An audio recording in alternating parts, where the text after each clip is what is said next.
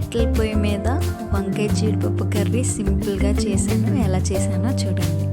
ఫస్ట్గా అయితే పొయ్యి వెలిగించి కడాయి పెట్టి అందులో ఆయిల్ వేసి కరివేపాకు అలాగే సన్నగా కట్ చేసిన ఉల్లిపాయ ముక్కలు వేసి వేయించుకోవాలి.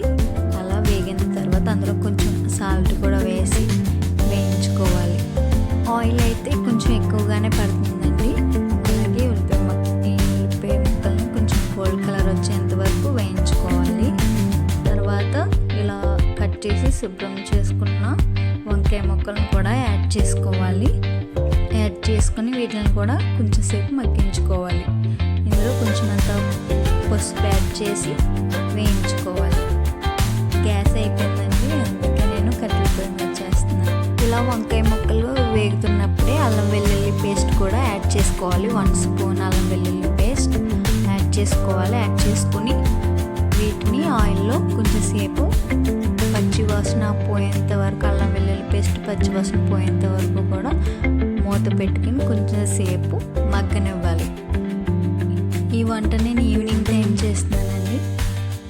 చూడండి, పువ్వుల మొక్కల దగ్గర చేస్తున్నాను అనమాట పొయ్యి పెట్టి.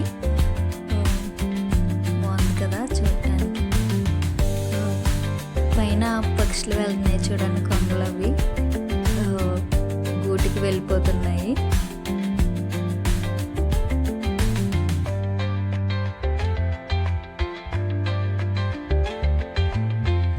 వంకాయ ముక్కలు అయితే ఈ విధంగా ఆయిల్లోనే మంచిగా ఉడికిపోయినాయి.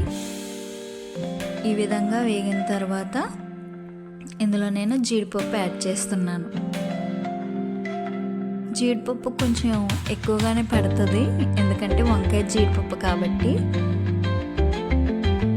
జీడిపప్పును కూడా ఒక 5 మినిట్స్ పాటు వంకాయ ముక్కలతోటే మగ్గించుకోవాలి. ఎందుకంటే అల్లం వెల్లుల్లి పేస్ట్ కూడా జీడిపప్పుకి కొంచెం బాగా పడుతుంది, అందుకనేసి కొంచెం సేపు మగ్గనివ్వాలి. ఇవన్నీ కూడా మంచిగా ఆయిల్లో ఫ్రై అయిన తర్వాత ఇందులో మనం తగినంత కారం అనేది యాడ్ చేస్తున్నాం. కారం యాడ్ చేసిన తర్వాత బాగా కలుపుకొని ఇందులో తగినంత వాటర్ అనేది యాడ్ చేసుకోవాలి. ముక్క ఆల్రెడీ సగం ఉడికింది కాబట్టి కొంచెం అంత వాటర్ యాడ్ చేస్తే సరిపోతుంది. వాటర్ యాడ్ చేసిన తర్వాత మొత్తం కర్రీకి సరిపడా ఉప్పు కూడా యాడ్ చేసుకోవాలి. సాల్ట్ యాడ్ చేసుకోవాలి. సాల్ట్ యాడ్ చేసుకుని మూత పెట్టి ఉడికించుకోవాలి.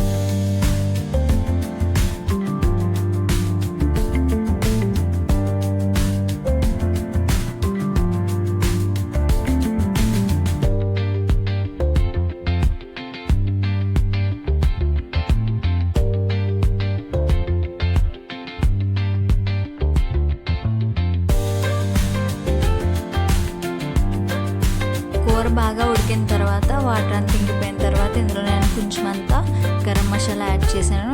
యాడ్ చేసి ఒక 5 మినిట్స్ పాటు ఉంచి ఆ తర్వాత కొత్తిమీర యాడ్ చేసి దించేసాను. అంతే, జీడిపప్పు వంకాయ కూర సింపుల్గా రెడీ అయిపోతుంది.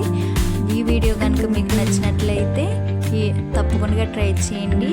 ప్లీజ్ దయచేసి సబ్స్క్రైబ్ చేయండి. Thank you for watching. Bye bye.